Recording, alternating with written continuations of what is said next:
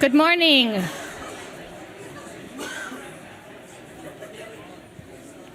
All right, good morning, everyone. How are we doing today? That good, huh? It's about to get better. All right, welcome to the Century Club Business Series. My name is Cici Beltran, and I completed my BSBA in 2004 with majors in international business, marketing, and romance languages. I currently work at Build-A-Bear Workshop as the Director of Marketing, and I'm pleased to serve as the President of the Olin Alumni Board. So I'm delighted to welcome you all here today for our Century Club featuring none other than Mark Taylor, the Dean of the Olin Business School. We are also delighted to have alumni from across the country joining us via webinar. Olin has hosted this business series for over 35 years to connect alumni and their guests, recent graduates, Olin faculty, staff, and students with the business community. Our next Century Club is scheduled for January 24th, and it will feature 4 Olin faculty members who will share their research in a TED-style presentation. We also hope you will save the date for our Olin Celebration Weekend, which will take place April 5th and 6th of next year.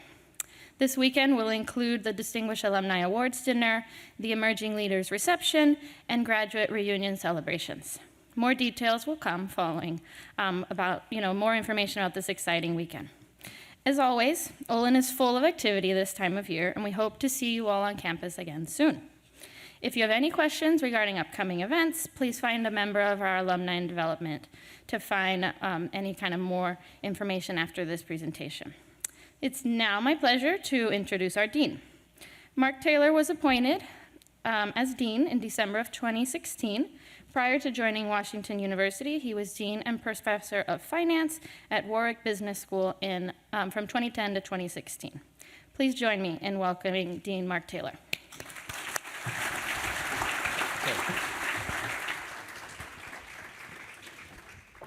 Thank you, Cici, for that introduction, as well as your continued and very valuable service to Olin. And thank you all for coming to the Century Club presentation today. So last year at this event, I spoke to you about Olin's strategic plan for the future. And I think that was the perfect way to celebrate 100 years of Olin and set a course for our next 100 years. Since then, we've been in implementation mode. And one thing that has consistently impressed me throughout this year is how engaged the entire Olin community has been in making our strategic plan come to life. Our faculty, staff, students, alumni, and our friends both here and throughout the world. So first, a quick recap of the plan. This will work. There we go. It works with a delay. Okay. So first recap of the plan. Our vision is our guide. It's an aim where we aim to take the school. We aim to provide world-changing business education, research, and impact. And we thought hard and long about how we phrase that vision of who we want to be, who we are. We want to be world-changing, not merely world-leading, and it is defining ourselves with respect to others, but actually breaking a new path and actually creating change for better in the world in those 3 interrelated areas: business education, business research, and impact on business and society throughout the world. Underlying that is our mission, which basically sets out how we're going about our business in order to achieve that vision by focusing on generating world-changing research, producing world-class business and organizational leaders, and providing a return on investment for our students and alumni meaningfully throughout their careers, and engaging with business and government to create a better society. So the vision, where we want to go, the mission, setting out how we go about our business in implementing getting towards that vision, and then underlying that are a set of values. Now those values hanging in the atrium upstairs here in the Night Centre, those were hanging there when I came for my interview for this job just over 2 years ago. And because your values are consistent. They are, in a sense, the bedrock of an Olin or WashU Olin business education. These values of integrity, collaboration, diversity, excellence, leadership, define who we are as Olin Business School and are part of our DNA. Beneath that, we have what we call our pillars of excellence. So having a global outlook, thinking about yes, we are based here at the heart of the United States with that very strong value system, but we have an international reach, and our programs are explicitly thought about. We explicitly think about how we can make our programs international, how our research impacts internationally, how we develop partnerships throughout the world. We are values-based, as I mentioned a moment ago, but we're also data-driven, right? And combining those two, think about how we can be analytic, who we are in the show me state, having that very, very strong analytic structure to everything we do in our business of running the business school, in our education, in our research is very important.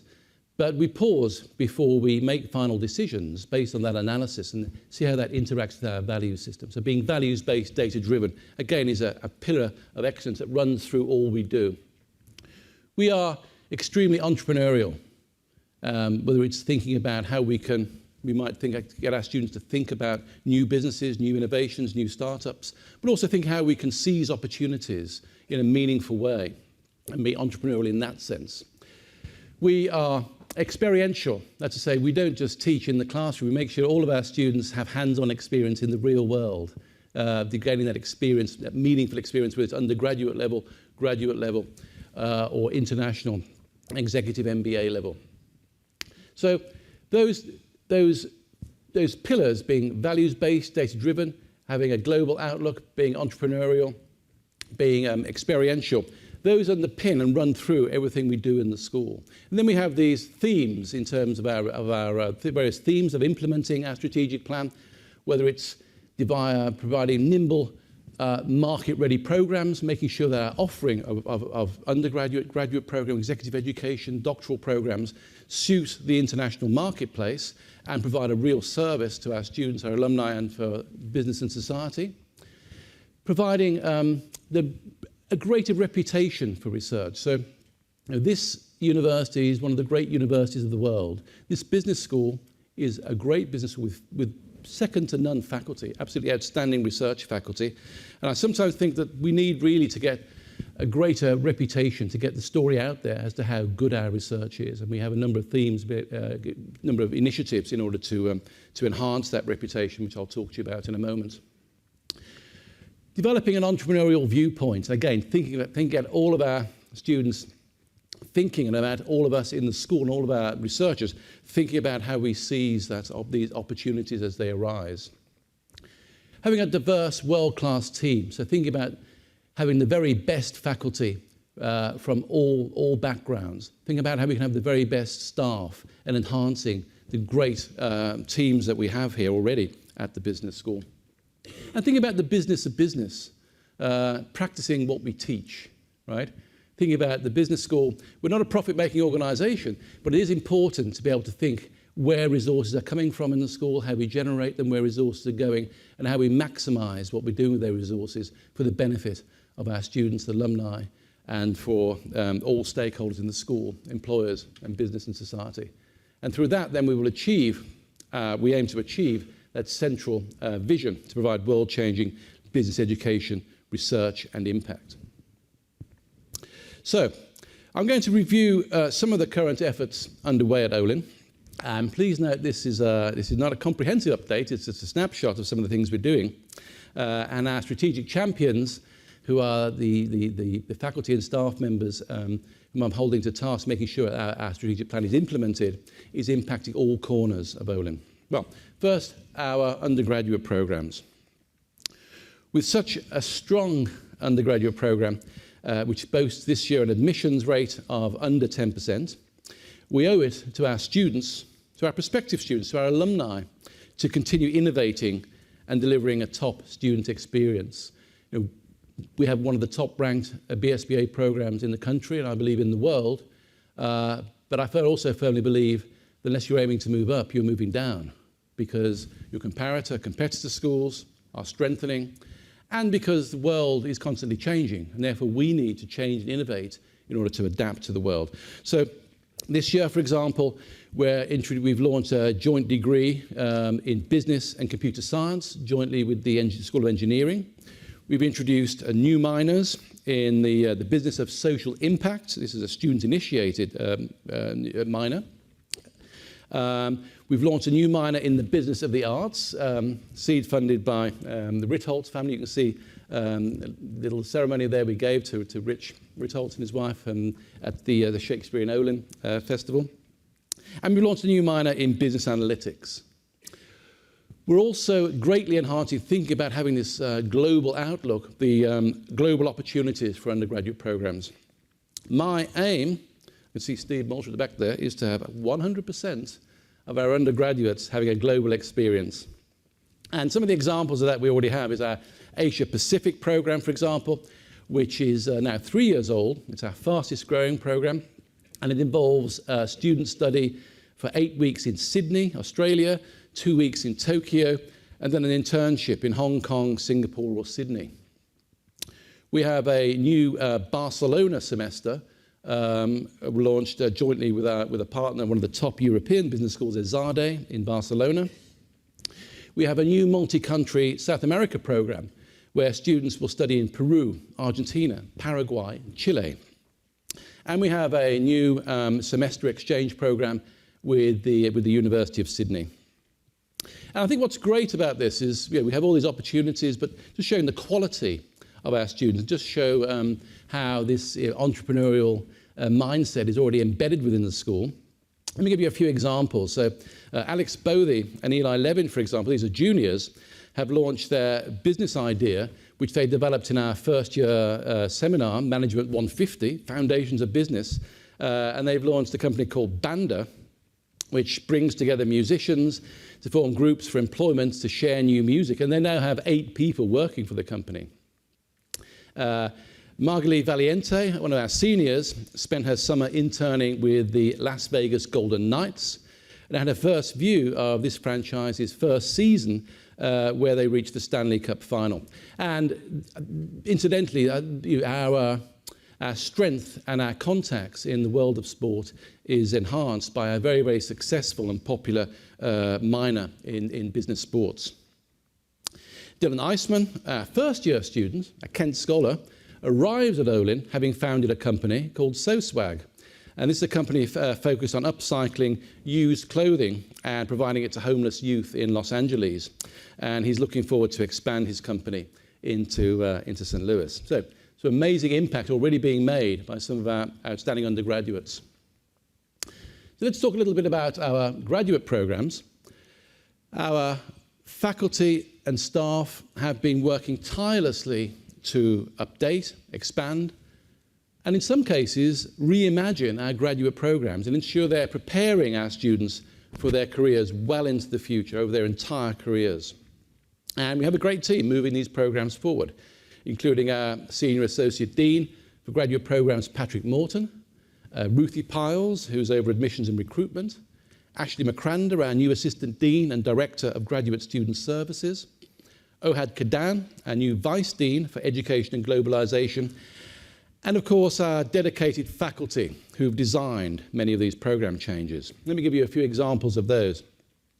We have expanded the specialized master's degree programs, our suite of programs, to include popular tracks in data analytics, in fintech, in healthcare management, and so forth, as well as marketing analytics. As part of our growing and expanding partnership with the Brookings Institution in Washington, D.C., where we increased our footprint there to take over a whole floor of the Brookings building at 1776 Mass Avenue. And we continue to expand the Brookings Capstone experience to our graduate programs.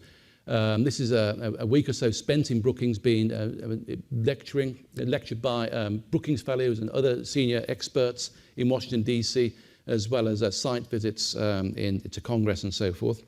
And that Brookings Capstone began with our executive MBA program, our St. Louis-based EMBA program, and has grown to include our global MBA programs with Fudan, with Shanghai and Mumbai, and also our full-time MBA program. And it's turned out to be extremely popular and successful.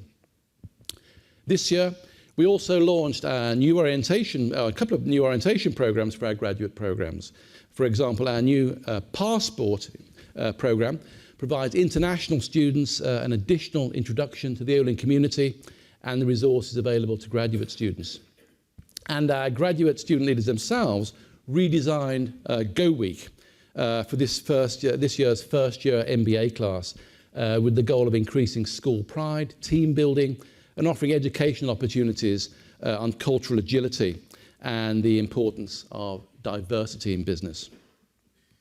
I should also mention our critically important professional MBA and our executive MBA, EMBA programs, executive MBA, EMBA programs. These are already strong programs, but we need to grow them. They're critically important to the school and our relationship to the region and the community. And graduates of those programs, particularly the EMBA program, occupy the C-suite in St. Louis and beyond, and they're a source of great leadership in the business community. So let's talk a little bit about one of the programs where we're relaunching our full-time MBA program, and we are changing it in two important ways. One is to give the program a greater degree of flexibility, and this is in response to a lot of market analysis and focus groups and thinking and getting advice both within the school and outside the school. As I said before, unless you're moving up, you're moving down because the world is constantly changing. So we've innovated the MBA, full-time MBA program, first of all, to give it a greater degree of flexibility to respond to the needs of students. So you can still take the traditional 2-year, 24-month MBA program, which is very attractive to many of our students, which allows time for reflection, time for a couple of internships, if you want to change career particularly.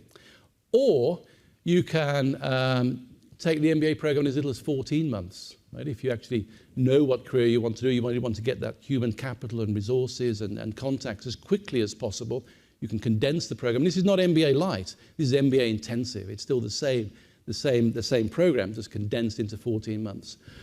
Or there's a third possibility. You can complete the program in just 26 months rather than 24 months and get a second degree. So you can get your MBA and a second degree, perhaps a master's in big data analytics, for example, making that a very, very attractive set of choices. Whichever of those three tracks the students choose, they don't have to choose to the end of the first or second semester.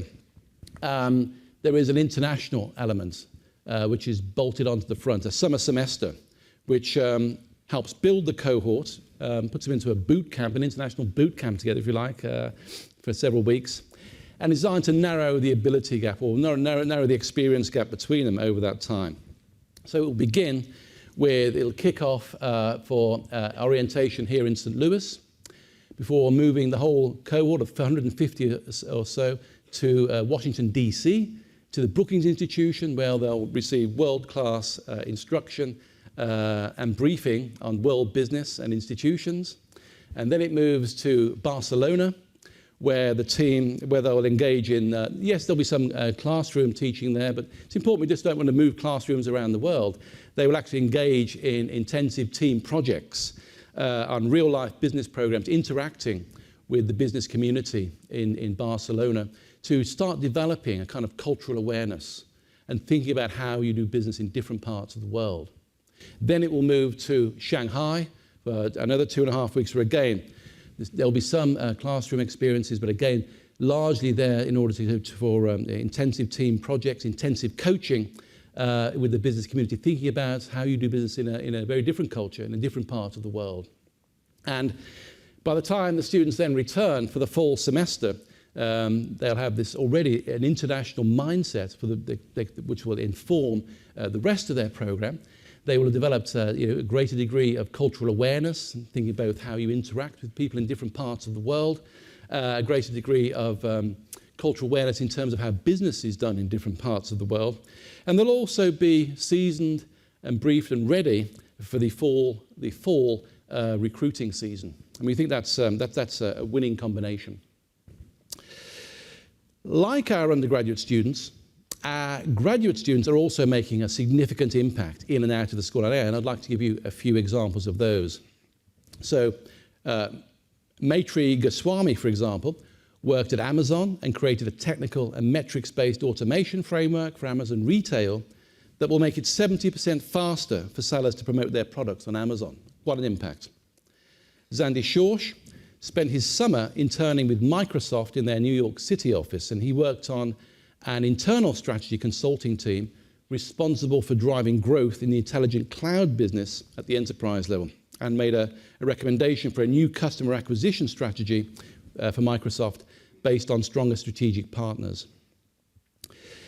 And Oni Mbireke worked with Professor David Mayer to create a new course here at Olin, Africa Business Landscapes, that will launch this spring. So one of our students actually innovating our teaching program here. And two of our recent PMBA, professional MBA alumni, have launched their own successful fashion companies just within the past year. Lisa Hu launched Lux and Nix, and Daphne Benzaquin launched DAF, selling handmade Peruvian handbags. So our students from all of our graduate programs are a source of great pride to us, both in their academic achievements, but also in the impact they're having out there in the real world right now. One major initiative that we've already implemented over the last year is the restructuring of the Career Centre, the Western Career Centre. We took a deep dive analysis into the structure of the Career Centre based on feedback from students, alumni, employers, and other stakeholders, and we completely restructured it. We now have a hybrid model in the centre that includes a team of coaches that work with students from specific programs, different whatever cohort your students coming in are assigned their advisor, their coaches. There's also a team of industry experts whose job is to stay on top of trends and build relationships with existing employers. And importantly, and this is quite innovative, a business development team whose job is to go out and actively build relationships and get the word out there just how great our students are, some of the best students in the world available at this business school, rather than waiting for employers to come to us. We actually go out and spread the message. And we will have, yes, we'll do that obviously here in the Midwest, but we will also have people based on the East Coast, on the West Coast, and also in Shanghai, thinking about students that want to pursue a career or return to Asia. And we're absolutely delighted that we recently appointed Jen Whitten as the new director of the WCC, and she joins us from Arizona State University. And she brings a wealth of experience and drive to lead this new nimble and best-in-class career centre that is focused on preparing our students not only for their first job, but for their careers well into the future, connecting with our strong alumni network and expanding the opportunities available to our students through this proactive business development. We've also significantly increased resources. Think about the business of business. Where do we get the resources? Where do we place them for our career centre? And we're continuing to add to the team. You'll actually may even notice that the Career Centre is literally under construction, in the sense there are people with hard hats actually doing stuff in there to make sure we have space for all the new team members. And I'd invite you all to stop by, or at least get to know Jen and her team over the next few months. Well, in addition to serving our students, as I said earlier, Olin is committed to generating world-changing research and impact, and developing and enhancing our reputation for producing that world-changing research and impact. And that's a key part of the school's vision and mission, and it is led by our Vice Dean for Research, Todd Milbourne. Already this year, we've significantly increased the number of articles in leading academic journals accepted for publication, up 55% in the last year over the previous year. But not only have we made an impact in academia, we've also increased the number of articles being published in practitioner journals like the Harvard Business Review, probably the premier practitioner journal in the world. Here's the cover story, for example, recently by Anjan Thacker, one of our top professors. And we've also had an increase in general media hits, just counting the number of times that the school is mentioned in different media here and throughout the world. In fact, the number of media hits this year is about to double the number of media hits we had in 2016. And a good example of the kind of media hits, the kind of mentions we're getting in the media, is a story based on research by one of our new faculty members, Seth Carnahan, who basically did some work on some workplace research on the impact of the gender of a doctor, of a physician, on women's health outcomes. So his finding, statistically very strong, was that women survive heart incidents better when they're cared for by a female doctor, which is quite interesting. And that research was featured in media outlets throughout the world, as you might imagine. Our faculty continue to receive accolades at the very highest level for their work around the world. An example here is Fushang Zhang, one of our faculty who is the latest Yangtze River Scholar, and that is the highest honor the government of China can confer on a researcher in higher education. I'm also very proud of for example, of our faculty members, Ling Dong and Durai Sandramurthy, who are pictured here. Their framework they developed for optimizing the selection of seed varieties in crops won the Olin Award for impactful research last year, and they've since been invited to share their research with the senior leadership at Syngenta. And that leadership includes, for example, by the way, one of our top alumni, Carl Casali, who's a very active member of the Olin community. All of these updates to our programs and all of the great work of our people, our students, our faculty, our staff, our alumni, are evidence of what is very special about Olin and what is at the heart of the Olin brand.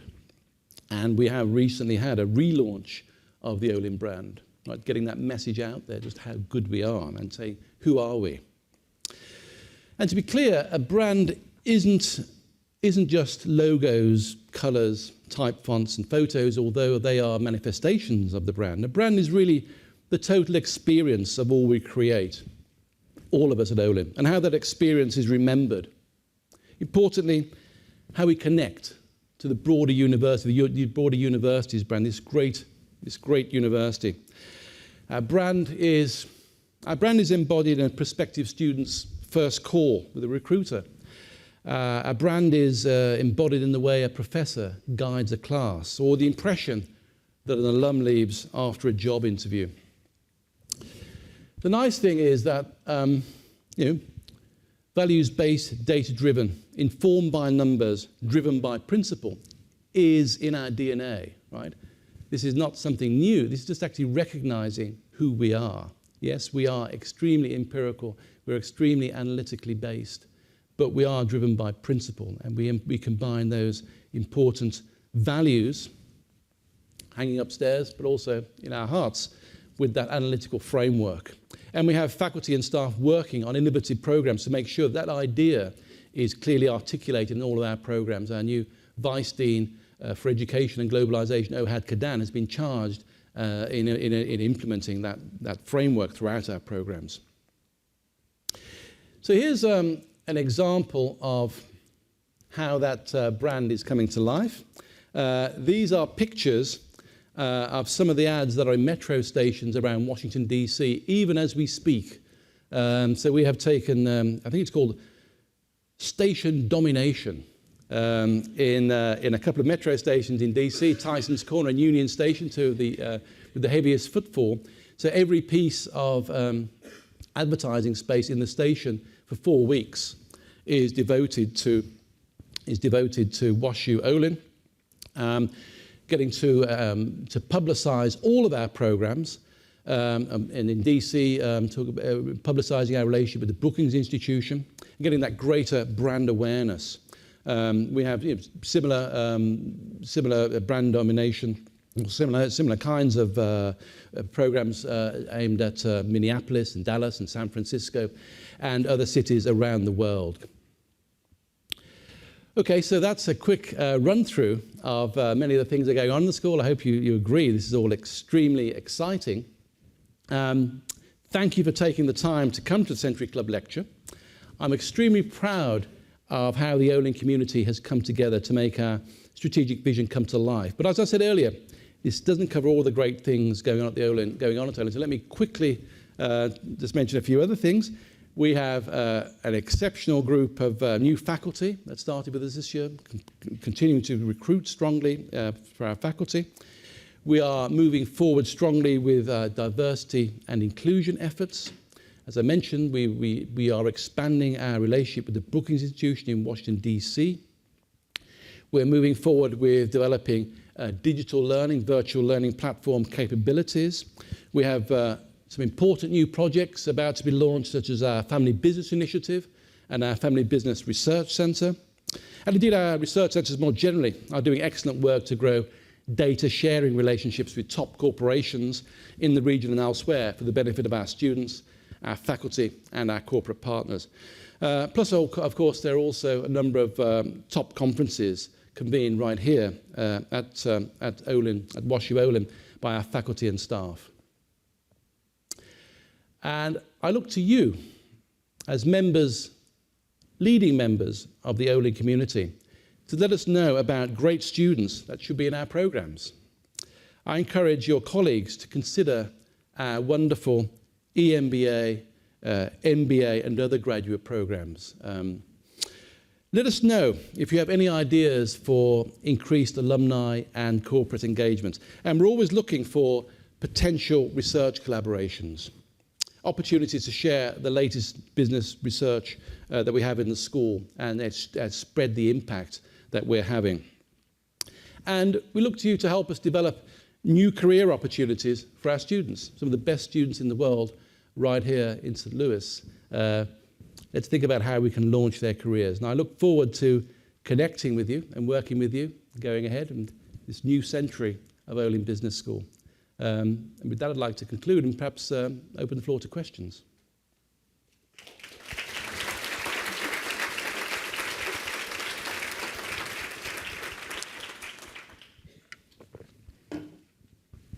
We have a roaming mic, yeah? That's Mike. Okay. Dean Taylor, good morning. My name is Nick Cheston, and I graduated probably 20 years ago. Given what Amazon has done to the retail industry, what's your reaction, your view to the distance learning offerings that are coming onto the marketplace? Sure. Well, as I mentioned earlier, unless you're continually seeking to innovate, unless you're moving up, you're moving down, right? Because the world is changing. That's one way in which the world is changing. Now, I think this is a broader question than online learning. I think you're talking really about digital platforms and the way we deliver courses and programs. And, you know, the university and the school is a little bit behind the curve in that, right, in my view. And we're making strides to address that, right? So we have just hired 3 developers who are working, even as we speak, on developing a virtual platform for the school. This is a learning environment where students, you know, you log in, you can download lectures, you submit your work online, that comes back online. And that, I think, is the way of the 21st century. Now, in terms of the online program, online learning, I see digital content as being an integral part of all programs, right? So it's not a matter of whether you have digital online content in your program, it's a matter of how much. So, for example, people talk about flipping the classroom. So, you know, the lecture was invented about 1,000 years ago in Europe, literally, as a means of conveying information. It's probably not the best way of conveying much information, right? Giving 200, 300 students a lecture for an hour and a half on a Monday morning. Probably not the best way of getting information across, right? But we have developed other ways of knowledge transfer, right? Where we can actually use online methods which know exactly what the kind of attention span of someone is looking at that and how to change that in order to get that information across. Now, be very careful to understand, we're not thinking about substituting online experience for face-to-face experience, right? Contact hours must remain the same, but you may be able to transfer knowledge in a more efficient way and then use face-to-face experience for enriching that experience. Thinking about online, you know, experiential work. Sorry, not online, you know, face-to-face experiential work, or real-time case studies and things of that nature. Now, once we think about that, we then think about delivering some of our programs online as well. And we are thinking about exactly that. Yeah.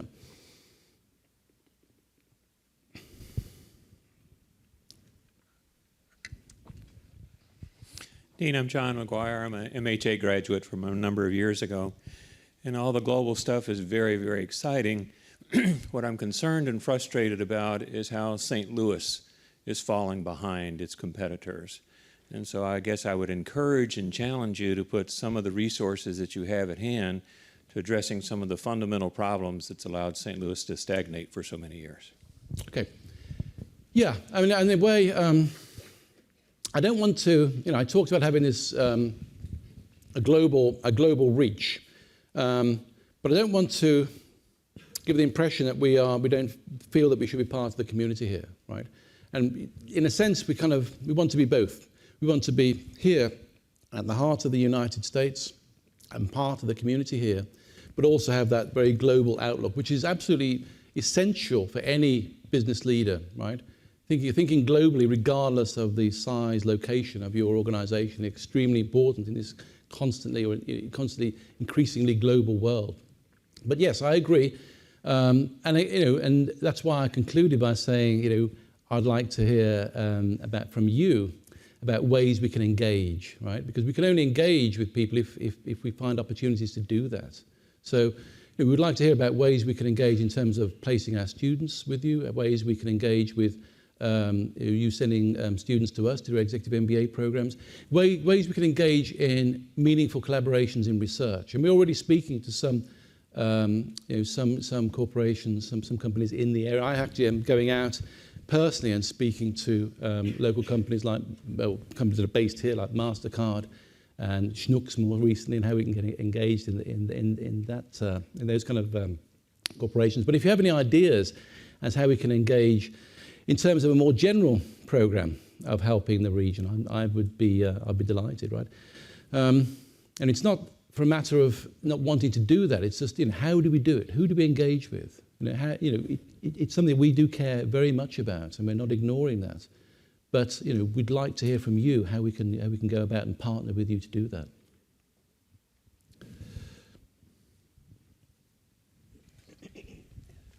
Thank you. Hello. My name is Don Leffler, and me and some of my friends here went to school out here in the 50s, mid to late 50s. And I was wondering how many graduate students do you have in the MBA program annually, and what are the most popular majors? How many students in the MBA program? Annually. MBA program, intake is roughly 150 annually. Yeah.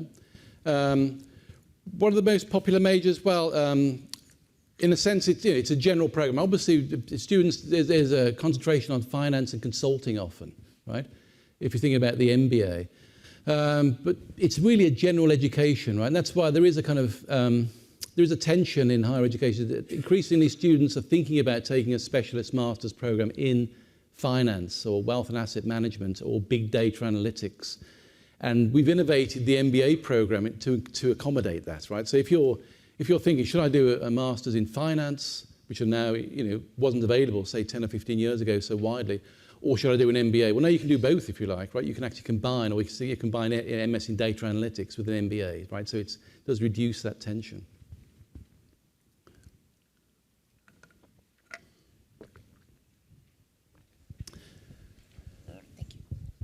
Good morning, Dean Taylor. I'm Margaret Elliott. I'm a proud MBA from 1986. And my first job out of the school was at the St. Louis Art Museum. The internship that I did during my second summer with the MBA program is what led to that opportunity. So I'm very excited to hear that you have an arts minor, and I would love to hear a little bit more about your vision for that program, particularly knowing what I know now, the importance of marketing analytics and developing audience engagement. Yes, thank you. So the business of the arts is something that we're very interested. We're very interested in being generally interdisciplinary. So we talked about ways we are trying to reduce barriers between the business school and the rest of the university. So we made it easier, for example, for students in the Fox School in design. We often have students who want to come here and take a marketing course. And in the past, it's been quite difficult because we required Calculus 2, which perhaps if you're doing design, you might not have. But we actually have lowered those entry requirements while keeping the rigor of the program in order to reduce those barriers. As you say, we've introduced a new minor in the business of the arts, which will cover, it could be students taking a major in fashion or design, or it could be people actually interested in curation, interested in museum, in arts, in art gallery, that sort of arts background. And it's meant to be thinking about bringing business skills, right? Because if you like, all artists are all, you have to find resources and you have to place them, right? I'm very proud to think that I'm probably the only dean of a major business school that has a degree in English literature. I have a master's degree in English literature, and I sit on the board of the Shakespeare Festival of St. Louis. We have this annual Shakespeare festival where we invite the Opera Theatre of St. Louis, Shakespeare Festival of St. Louis, Black Rep, and other companies across St. Louis to come here and perform. And think about how that there is a kind of relationship between business and the arts. There doesn't have to be that strong divide, right? And thinking about what can the arts bring to us. It brings creativity, right? Everybody wants graduates that are creative. How do you teach creativity? Well, you can't really teach it, but you can show it, and you can show people what it is, and you can show how people think about being creative. And then it goes both ways. We can think about how we can work with leaders in the arts to make sure that they have been able to generate resources, how they can market, how they can run their what are essentially businesses. Yeah. So that's something that's again, I think it's something that's interesting. That's happening in the school that's not necessarily happening at other schools.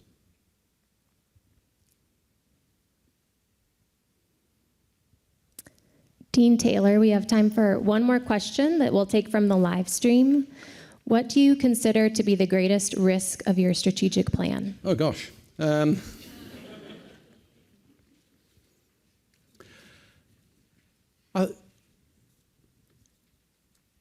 used to be, I had a varied career. I spent about half my career as a finance professor, well, maybe three careers. Half my career as a finance professor, the other half working in the finance industry, and sometimes being a dean as well. But as a portfolio manager in the finance industry, the biggest risk to being a successful portfolio manager was not taking risk, right? Because it's easy not to take risks, and at best you'll be mediocre, and at worst you will decline as the world gets stronger and as the world changes, as your competitors get stronger, right? So like any ambitious and bold and we think innovative strategic plan, there are obviously risks within the plan. But the bigger risk is not taking risk, right? All strategic plan, all strategy is essentially emergent, right? This is what we plan to do. If the information changes, we have designed the strategic plan so there are important key performance indicators, benchmarks at certain times. If we're not performing and holding ourselves accountable to that, we will hold ourselves accountable, and if we're not performing at those levels at certain points, we will change the plan accordingly, right? But the biggest risk is not taking risk. The important thing is that we are innovating and leading the school forward to being one of the greatest business schools in the world over the next century. Thank you.